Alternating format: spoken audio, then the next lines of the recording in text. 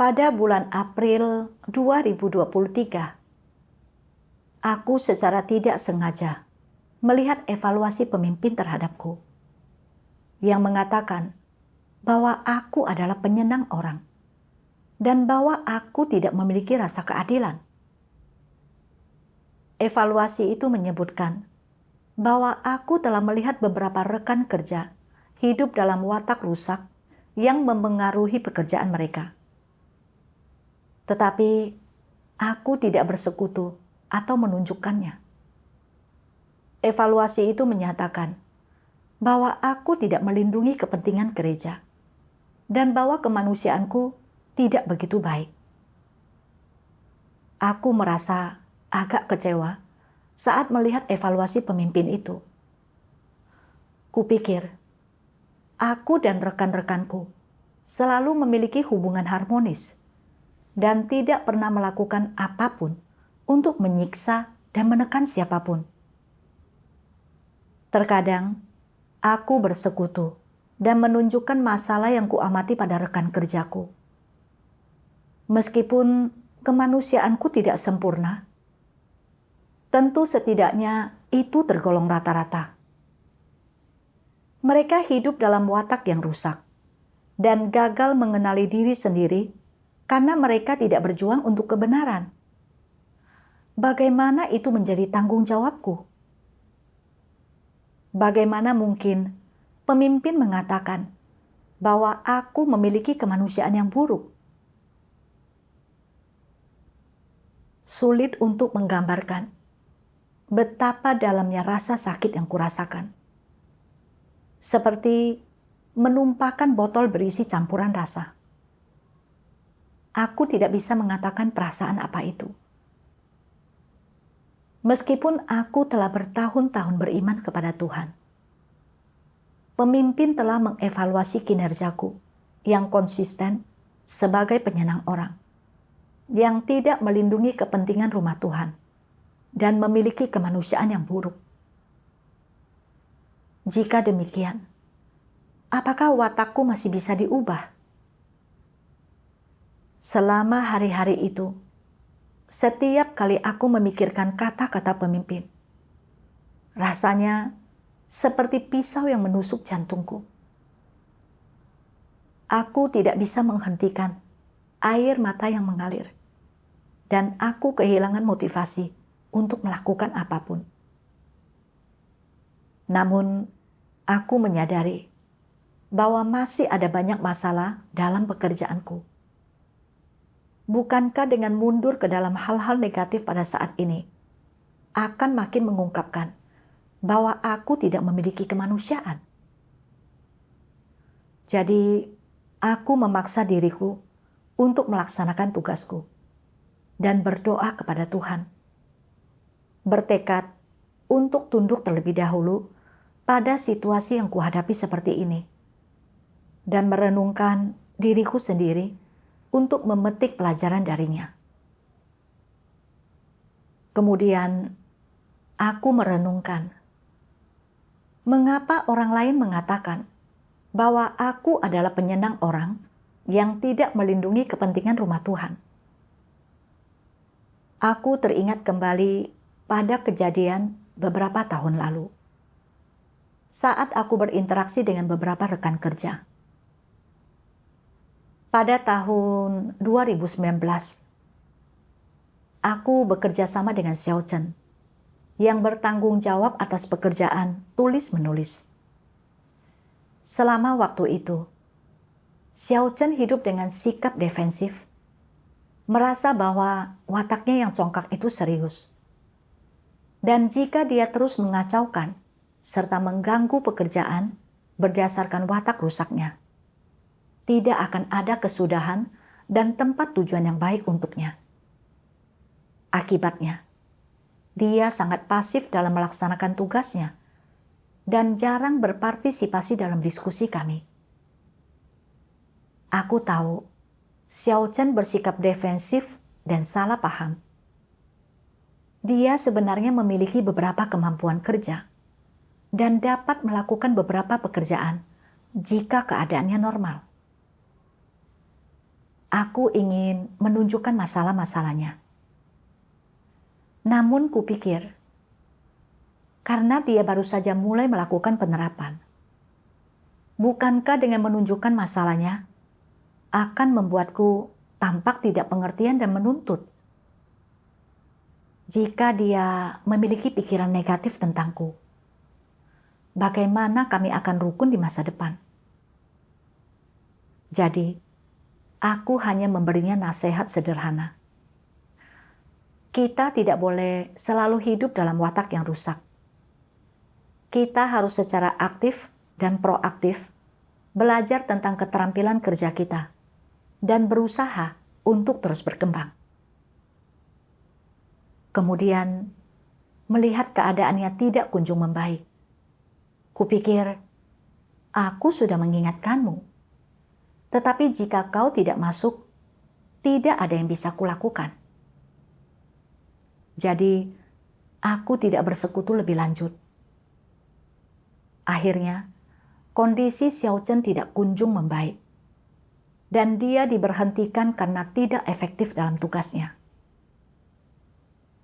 Ada seorang saudari lain, Lin Lin, yang melihat rekan barunya saudara Yang Ji lebih terampil dalam pekerjaannya dan memahami beberapa prinsip.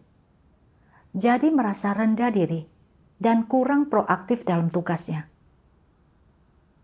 Dalam sebuah persekutuan, dia berterus terang tentang keadaannya dan bahkan menangis.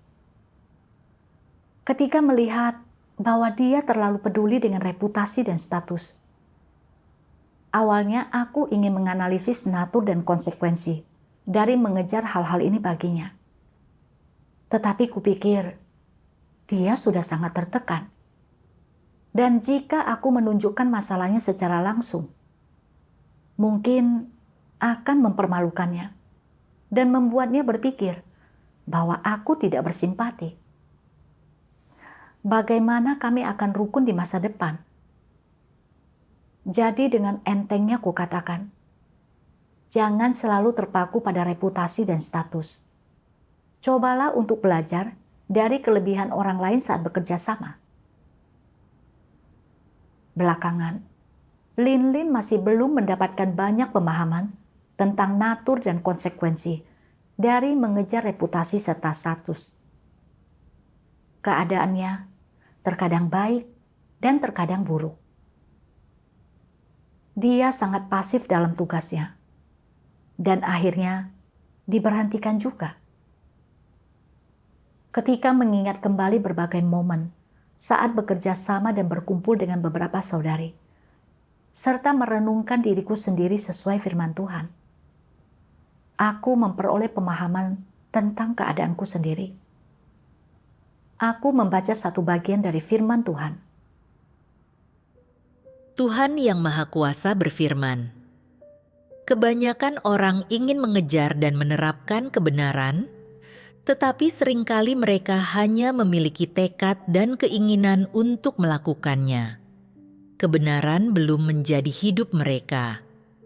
Akibatnya, saat mereka bertemu kekuatan jahat atau menghadapi orang-orang jahat dan tidak baik yang melakukan perbuatan jahat atau para pemimpin palsu dan antikristus melakukan sesuatu dengan cara yang melanggar prinsip sehingga mengganggu pekerjaan gereja dan merugikan umat pilihan Tuhan, mereka kehilangan keberanian untuk berdiri dan angkat bicara. Apa artinya saat engkau tidak punya keberanian?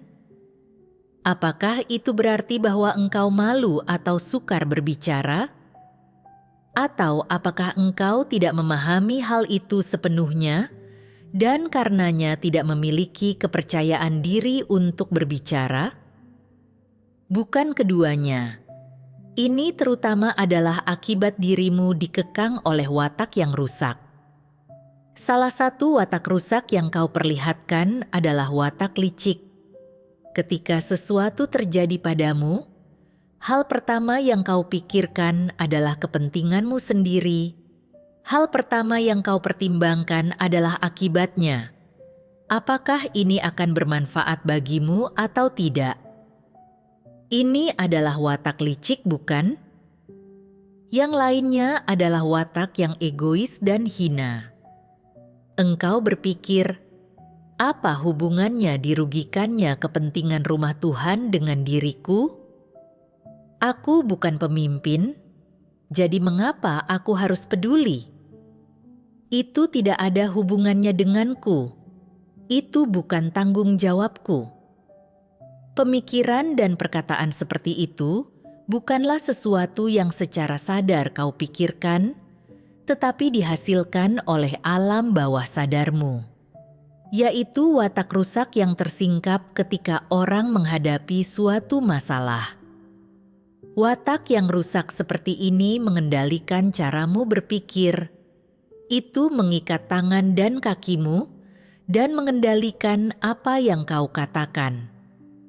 Di dalam hatimu, engkau ingin berani bertindak dan angkat bicara, tetapi engkau memiliki keraguan, dan bahkan ketika berbicara, engkau bertele-tele, dan perkataanmu bisa saja berubah sesuai keadaan, atau engkau berbohong dan tidak mengatakan yang sebenarnya. Orang yang berpandangan jernih bisa melihat hal ini. Sebenarnya, engkau tahu di dalam hatimu bahwa engkau belum mengatakan semua yang seharusnya kau katakan, bahwa apa yang telah kau katakan tidak ada efeknya, bahwa engkau hanya asal-asalan, dan bahwa masalahnya belum teratasi. Engkau belum memenuhi tanggung jawabmu, tetapi engkau berkata secara terang-terangan bahwa engkau telah memenuhi tanggung jawabmu, atau bahwa apa yang sedang terjadi tidak jelas bagimu. Apakah ini benar? Dan apakah ini yang sebenarnya kau pikirkan? Bukankah itu berarti engkau sepenuhnya berada di bawah kendali watak iblis dalam dirimu? Setelah merenungkan firman Tuhan, aku merasa bahwa Tuhan benar-benar memeriksa kedalaman hati manusia dan telah menyingkapkan niat terdalamku. Aku teringat ketika bekerja sama dengan beberapa rekan kerja. Aku tidak benar-benar menunjukkan masalah mereka. Bahkan ketika bersekutu, aku terkadang hanya memberikan beberapa nasihat sederhana atau menganggap remeh permasalahan mereka. Aku tidak berani untuk menunjukkan dengan jelas bahwa masalah mereka sebenarnya disebabkan oleh hidup dalam watak yang licik. Karena takut hal itu akan merusak hubungan kami dan menyulitkan kami untuk rukun di masa depan. Misalnya, saat aku bekerja sama dengan Xiao Chen dan Lin Lin, aku melihat bahwa Xiao Chen selalu mengkhawatirkan prospek serta nasibnya sendiri dan tidak bisa mengabdikan dirinya untuk tugasnya. Sementara Lin Lin sibuk dengan reputasi dan statusnya, serta tidak memiliki kecenderungan untuk melaksanakan tugasnya. Aku menyadari masalah-masalah yang mereka miliki, tetapi mengingat kami menghabiskan waktu setiap hari bersama, dari pagi hingga malam, dan bertemu satu sama lain sepanjang waktu. Bukankah dengan menunjukkan masalah mereka akan membuat mereka berpikir bahwa aku tidak berperasaan, terlalu keras, dan tidak bersimpati terhadap kesulitan mereka, sehingga menyebabkan mereka memiliki prasangka buruk terhadapku. Karena khawatir akan sulit rukun dengan mereka di masa depan, aku tidak menyoroti natur dan akibat dari masalah mereka. Sebenarnya, wajar saja jika masalah seseorang ditunjukkan oleh orang lain.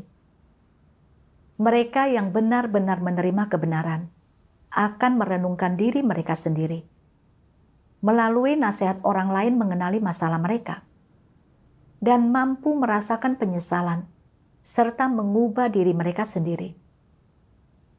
ini adalah bantuan yang tulus bagi mereka.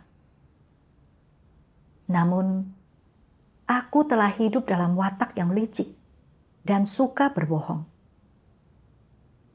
Dan ketika aku menyadari adanya masalah dalam tugas mereka yang memengaruhi pekerjaan gereja, yang kulakukan hanyalah menyebutkannya secara singkat. Ketika pada akhirnya mereka diberhentikan, aku bahkan berpikir dengan hati nurani yang jernih bahwa itu disebabkan karena mereka tidak berjuang dan tidak mengejar kebenaran. Dan aku sama sekali tidak merenungkan masalah-masalahku sendiri. Aku benar-benar sangat egois dan licik. Setelah itu, aku terus merenungkan diriku sendiri. Mengapa aku selalu berbicara dengan lembut tentang masalah yang kulihat pada rekan kerjaku dan tidak bisa secara langsung mengungkapkan masalah mereka? Aku membaca bagian lain dari firman Tuhan.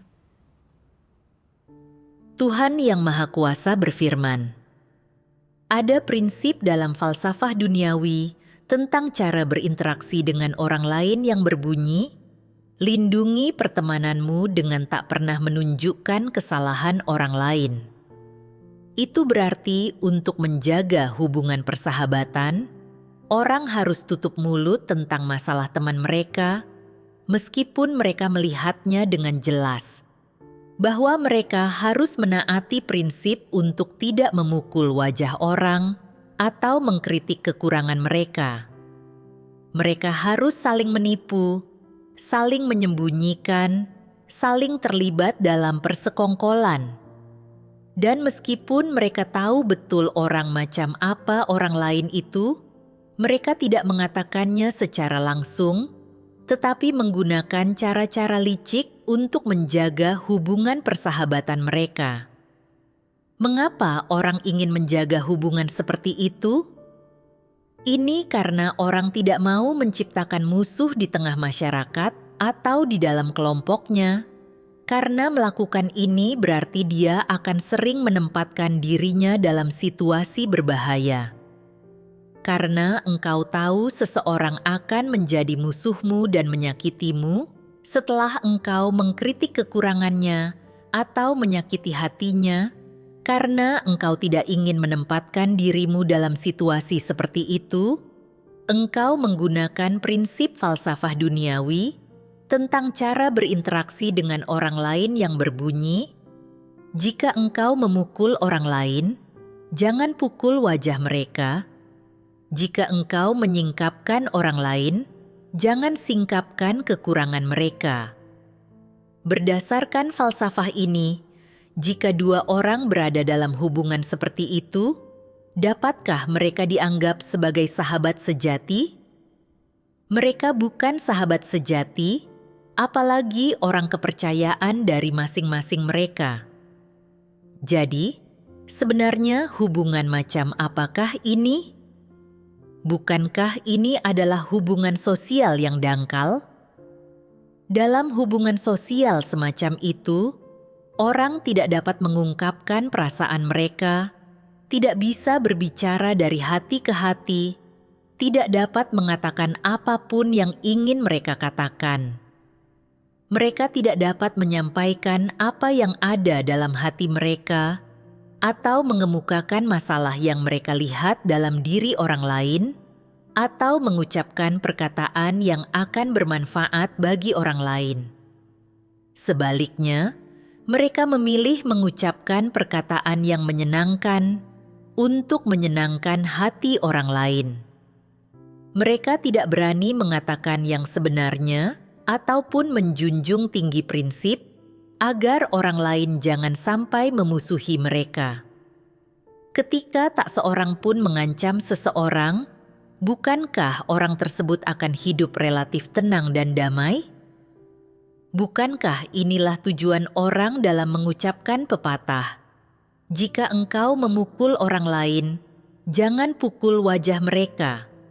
Jika engkau menyingkapkan orang lain, Jangan singkapkan kekurangan mereka. Jelas, ini adalah cara hidup yang licik dan menipu yang mengandung unsur kewaspadaan, yang tujuannya adalah untuk melindungi diri sendiri. Orang yang hidup seperti ini tidak memiliki sahabat karib yang dengannya mereka dapat membicarakan apapun. Mereka bersikap waspada terhadap satu sama lain, saling memanfaatkan, dan bersikap strategis, masing-masing mengambil apa yang mereka butuhkan dari hubungan tersebut. Bukankah begitu? Kesimpulannya, tujuan dari jika engkau memukul orang lain, jangan pukul wajah mereka. Jika engkau menyingkapkan orang lain, jangan singkapkan kekurangan mereka adalah untuk menjaga agar tidak menyinggung orang lain dan menciptakan musuh, untuk melindungi diri sendiri dengan tidak menyakiti siapapun.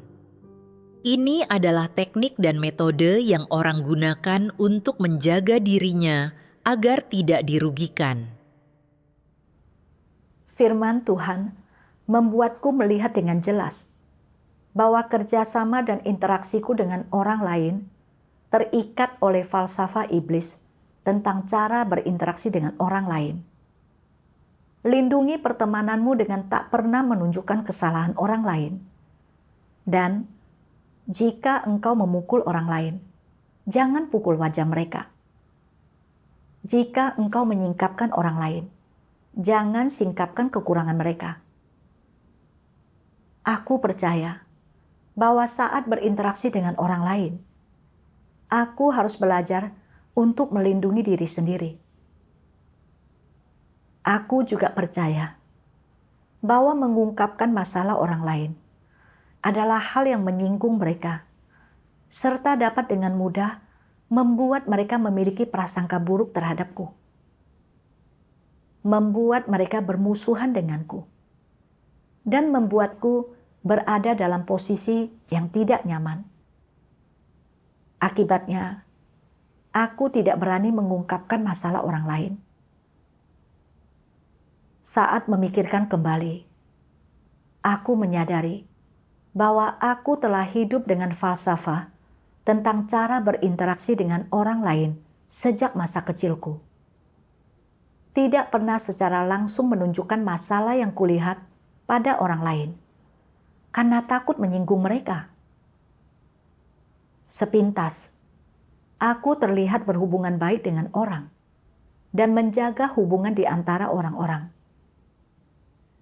Interaksi dengan orang lain dengan cara ini tidak terlihat menyinggung siapapun. Tetapi hal ini menghalangi komunikasi yang tulus dengan orang lain dan menciptakan semacam penghalang yang terus ada di antara kami. Akibatnya, aku tidak memiliki keyakinan sejati. Di gereja, aku terus hidup dengan falsafah-falsafah ini. Ketika bekerja sama dengan Xiao Chen dan Lin Lin, aku telah melihat bahwa mereka hidup dalam watak rusak dan kurang terbebani dalam melaksanakan tugasnya. Aku khawatir bahwa menunjukkan masalah mereka akan melukai perasaan mereka dan membuatku tampak tidak bersimpati.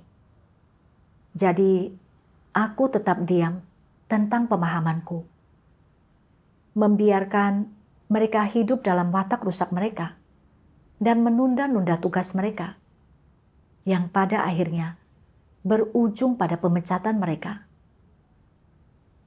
Dahulu, aku menganggap falsafah tentang cara berinteraksi dengan orang lain seperti lindungi pertemananmu dengan tak pernah menunjukkan kesalahan orang lain. Dan jika engkau memukul orang lain, jangan pukul wajah mereka. Jika engkau menyingkapkan orang lain, jangan singkapkan kekurangan mereka, sebagai hal yang positif. Berpikir bahwa dengan melakukan hal tersebut, aku dapat melindungi diriku sendiri agar tidak bermusuhan dengan orang lain. Dan itu adalah langkah yang cerdas. Aku baru sadar sekarang bahwa dengan hidup berdasarkan falsafah tentang cara berinteraksi dengan orang lain, meskipun aku mungkin tampak tidak menyinggung siapapun dan tetap berhubungan baik dengan rekan sekerjaku, aku telah menjadi sangat egois dan licik. Serta kerjasama dan interaksiku dengan orang lain menjadi sangat dingin dan tidak membawa manfaat bagi jalan masuk kehidupan mereka. Dan juga menyebabkan kerusakan pada pekerjaan gereja. Saat melihat bahwa hidup berdasarkan falsafah tentang cara berinteraksi dengan orang lain tidak hanya merugikan orang lain dan diriku sendiri, tetapi yang terutama adalah merusak pekerjaan gereja. Aku menyadari bahwa ini sungguh bukanlah jalan yang baik untuk ditempuh. Kemudian, aku terus merenung dan menyadari bahwa ada perspektif lain yang salah di dalam diriku saat aku mencoba untuk menjadi penyenang orang. Kupikir, pemberhentian beberapa rekan kerja disebabkan karena mereka sendiri yang tidak mengejar kebenaran dan tidak ada hubungannya denganku. Jadi, aku tidak merasa menyalahkan diri sendiri ketika mereka diberhentikan. Kemudian, aku membaca sebuah bagian firman Tuhan. Tuhan Yang Maha Kuasa berfirman, "Apakah itu kerjasama? Engkau harus mampu saling mendiskusikan hal-hal dan mengungkapkan pandangan dan pendapatmu. Engkau harus saling melengkapi dan mengawasi, dan saling mencari, saling bertanya, dan saling mengingatkan. Itulah arti bekerja sama secara harmonis. Katakanlah misalnya, engkau menangani sesuatu sesuai dengan keinginanmu sendiri dan seseorang mengatakan, kau melakukan kesalahan sepenuhnya bertentangan dengan prinsip-prinsip. Mengapa kau menanganinya semaumu tanpa mencari kebenaran? Menanggapi ini, engkau menjawab, itu benar. Aku senang kau memperingatkanku. Jika tidak, itu akan menjadi bencana. Itulah artinya saling mengingatkan. Lalu apa artinya saling mengawasi? Setiap orang memiliki watak rusak dan mungkin bersikap asal-asalan dalam melaksanakan tugasnya, hanya menjaga status dan harga diri mereka sendiri, bukan kepentingan rumah Tuhan. Keadaan seperti itu ada dalam diri setiap orang. Jika engkau mengetahui seseorang punya masalah, engkau hendaknya berinisiatif untuk bersekutu dengannya, mengingatkannya untuk melaksanakan tugasnya sesuai dengan prinsip-prinsip, seraya menjadikan itu sebagai peringatan untukmu sendiri. Itulah saling mengawasi. Apa fungsi dari saling mengawasi? Maksudnya adalah untuk menjaga kepentingan rumah Tuhan dan juga untuk mencegah orang mengambil jalan yang salah. Firman Tuhan membuatku memahami bahwa gereja mengatur agar beberapa orang bekerja sama untuk saling melengkapi kelebihan dan kekurangan masing-masing, serta untuk saling mengingatkan dan mengawasi. Terutama saat melihat seseorang hidup dalam keadaan yang salah dan berdampak pada pekerjaannya. Kita harus mengingatkan, menolong, atau bahkan memangkasnya untuk mencegah mereka menempuh jalan yang salah, yang dapat menyebabkan kerugian bagi pekerjaan gereja. Melakukan hal ini juga untuk melindungi kepentingan gereja dan merupakan tanggung jawab kami. Saat aku bekerja sama dengan beberapa saudari dan melihat mereka hidup dalam watak rusak yang memengaruhi pekerjaan mereka, aku seharusnya maju untuk menawarkan persekutuan serta bantuan kepada mereka. Dan jika perlu, aku seharusnya menyingkapkan serta memangkas mereka.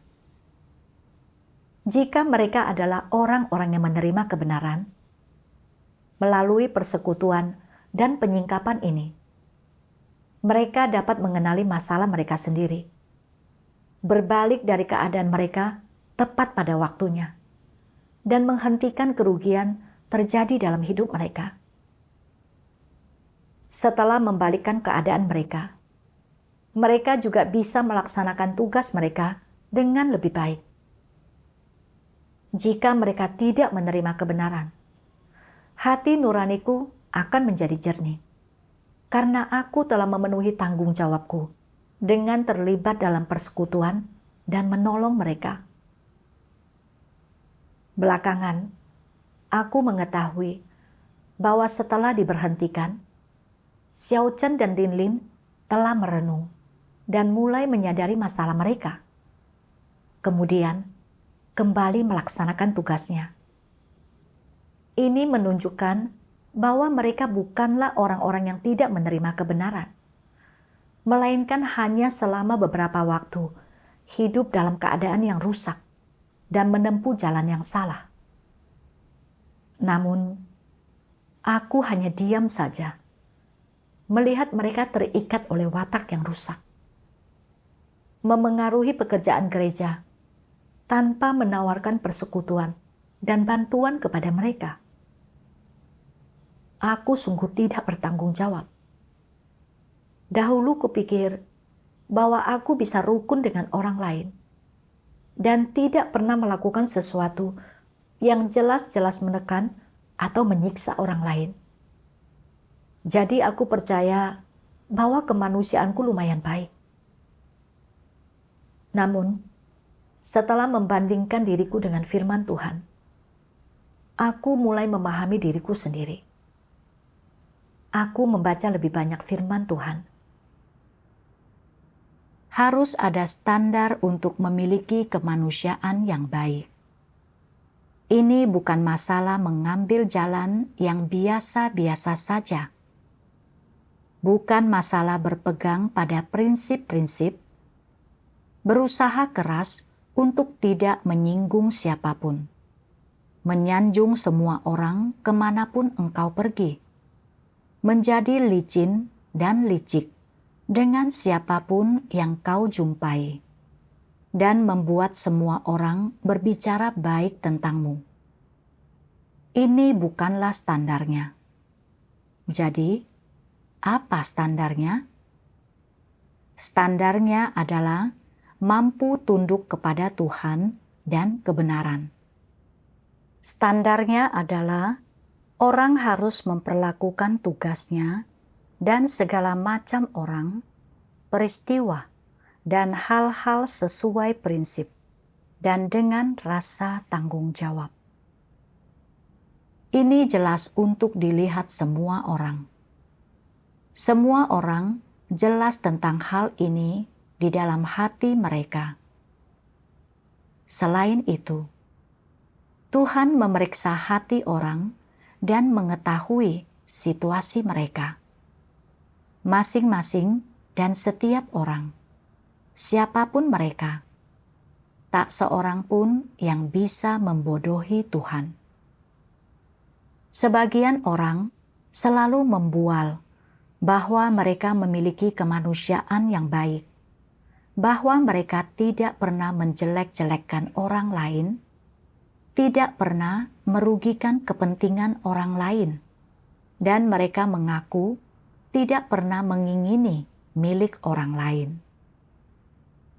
Ketika terjadi konflik kepentingan, mereka bahkan lebih memilih menderita kerugian daripada memanfaatkan orang lain, dan semua orang menganggap mereka orang yang baik. Namun, ketika melakukan tugas-tugas mereka di rumah Tuhan, mereka licik dan licin, selalu membuat rencana kotor bagi diri mereka sendiri.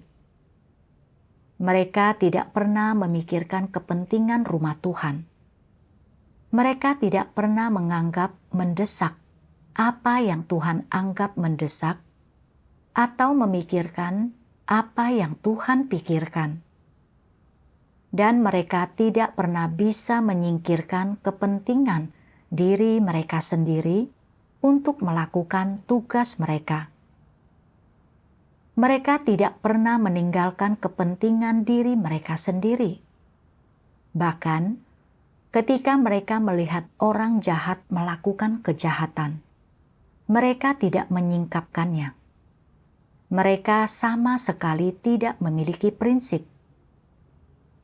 Kemanusiaan macam apa ini? Ini bukanlah kemanusiaan yang baik. Dari firman Tuhan, aku menyadari bahwa orang dengan kemanusiaan yang benar-benar baik memiliki hati yang tulus kepada Tuhan, penuh kasih kepada saudara-saudari, bekerja sama dengan orang lain sesuai dengan prinsip-prinsip, mengambil sikap, dan saat melihat seseorang mengganggu atau memengaruhi pekerjaan gereja, mereka dapat menghadapinya dengan menyingkap dan melindungi kepentingan rumah Tuhan. Namun, demi menjaga hubungan dengan orang-orang, aku melihat orang lain hidup dalam watak rusak dan mengambil jalan yang salah. Tetapi, aku tidak bersekutu dengan mereka untuk menolong, yang menyebabkan beberapa kerugian pada pekerjaan. Baru sekarang aku melihat dengan jelas bahwa kemanusiaanku memang tidak baik. Dan dengan sepenuh hati, aku tulus menerima penilaian pemimpin atas diriku. Kemudian, aku membaca sebuah bagian dari firman Tuhan yang memberikan sebuah jalan penerapan untuk menyelesaikan masalah menjadi penyenang orang. Tuhan Yang Maha Kuasa berfirman, "Jika engkau memiliki motivasi dan sudut pandang penyenang orang, engkau tidak akan mampu menerapkan kebenaran dan mematuhi prinsip dalam segala hal, dan engkau akan selalu gagal dan jatuh. Jika engkau tidak sadar dan tidak pernah mencari kebenaran, berarti engkau adalah pengikut yang bukan orang percaya, dan engkau tidak akan pernah memperoleh kebenaran dan hidup. Lalu, apa yang harus kau lakukan? Ketika menghadapi hal-hal semacam itu, engkau harus berdoa kepada Tuhan dan berseru kepadanya, memohon keselamatan, dan memohon agar Tuhan memberimu lebih banyak iman dan kekuatan, dan memampukanmu untuk mematuhi prinsip, melakukan apa yang harus kau lakukan, menangani segala sesuatu berdasarkan prinsip, tetap teguh pada pendirianmu, melindungi kepentingan rumah Tuhan, dan mencegah kerugian apapun terjadi pada pekerjaan rumah Tuhan. Jika engkau mampu memberontak terhadap kepentingan diri sendiri, kesombonganmu, dan pendirianmu tentang penyenang orang, dan jika engkau melakukan apa yang harus kau lakukan dengan hati yang jujur dan seutuhnya, engkau akan mengalahkan iblis dan memperoleh aspek kebenaran ini." Setelah membaca firman Tuhan, aku memahami bahwa setiap kali aku memiliki pola pikir dan niat untuk menjadi penyenang orang, aku harus lebih banyak berdoa kepada Tuhan, memohon kepadanya agar memberiku kekuatan untuk memberontak terhadap diriku sendiri. Alih-alih menjaga hubungan dengan orang lain, aku harus menerapkan kebenaran, mematuhi prinsip-prinsip, dan menjadi seseorang yang menjunjung pekerjaan gereja. Dengan cara ini, perlahan-lahan aku bisa memasuki kenyataan kebenaran dalam aspek ini. Kemudian, aku ditugaskan untuk mengawasi pekerjaan di gereja lain.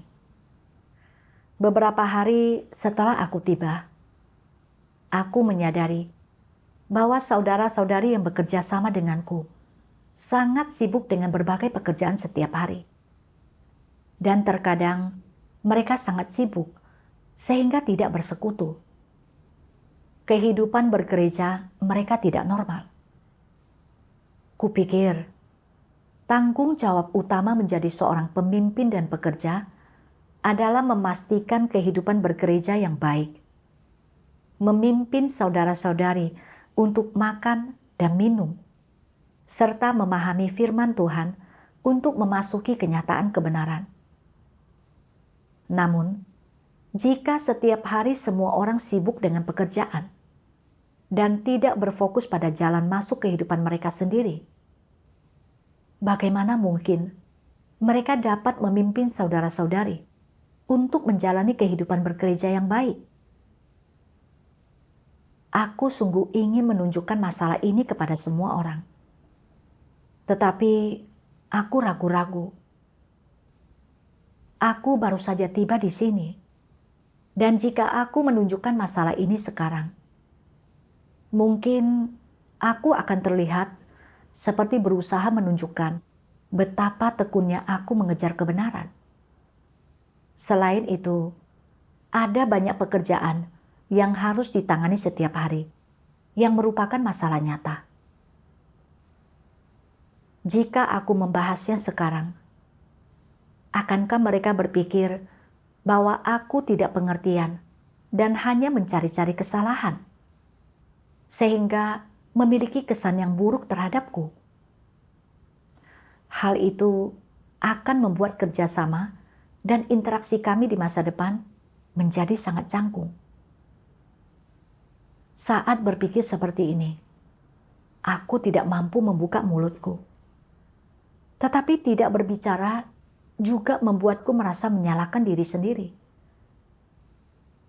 Aku merasa bahwa meskipun kami sibuk setiap hari, dengan perencanaan yang tepat, kami masih bisa meluangkan waktu untuk berkumpul. Selain itu, sebagai pemimpin dan pekerja, jika kita tidak memperhatikan kehidupan bergereja dan tidak berjuang untuk kebenaran, kita akan mudah tersesat. Aku tidak dapat terus mempertahankan hubungan dengan orang lain, seperti yang kulakukan sebelumnya. Karena gagal menunjukkan masalah yang kutemukan, itu akan merugikan orang lain, serta diriku sendiri, dan juga menunda pekerjaan gereja. Lalu, aku memikirkan firman Tuhan. Jika engkau mampu memberontak terhadap kepentingan diri sendiri, kesombonganmu, dan pendirianmu tentang penyenang orang, dan jika engkau melakukan apa yang harus kau lakukan dengan hati yang jujur dan seutuhnya, engkau akan mengalahkan iblis dan memperoleh aspek kebenaran ini. Saat memikirkan hal ini, aku menunjukkan masalah yang kuperhatikan di depan semua orang dan bersekutu tentang konsekuensi dari tidak berfokus dalam menjalani kehidupan bergereja. Beberapa rekan kerja juga menyebutkan bahwa akhir-akhir ini mereka tidak lagi memperhatikan untuk menjalani kehidupan bergereja.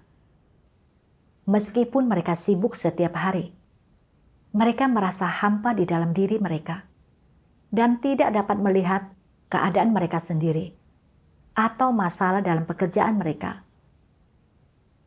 Mereka bersedia berbalik dari keadaan ini. Setelah itu, kami merencanakan waktu kami dengan bijak. Rutin bertemu untuk bersekutu, merenungkan keadaan kami masing-masing sesuai dengan firman Tuhan, dan segera bersekutu serta meringkas masalah atau penyimpangan apapun dalam pekerjaan kami. Dengan menerapkan seperti ini, semua orang memperoleh sejumlah manfaat.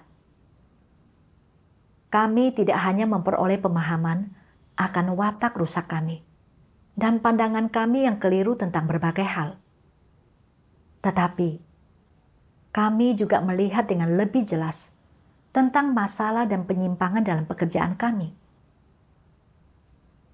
Setelah melewati pengalaman ini, aku mendapatkan pemahaman yang benar tentang arti kemanusiaan yang baik. Bukan hanya dengan tidak berkelahi, berdebat, menekan, atau menyiksa orang lain yang membuat kita memiliki kemanusiaan yang baik. Kemanusiaan yang baik dan sejati mencakup kemampuan untuk menunjukkan dan bersekutu tentang masalah yang dilihat seseorang dalam diri orang lain. Membantu orang dalam melaksanakan tugas dan jalan masuk kehidupan mereka. Mengambil sikap terhadap hal-hal yang dilihatnya tidak sesuai dengan kebenaran. Menjunjung prinsip-prinsip untuk menunjukkannya dan menjaga pekerjaan gereja. Sementara itu, aku juga makin memahami natur serta konsekuensi dari menjadi penyenang orang.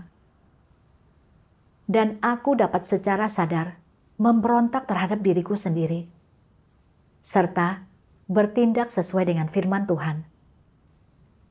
Perubahan kecil dan pemahaman yang kudapatkan ini adalah karena keselamatan dari Tuhan. Terima kasih Tuhan.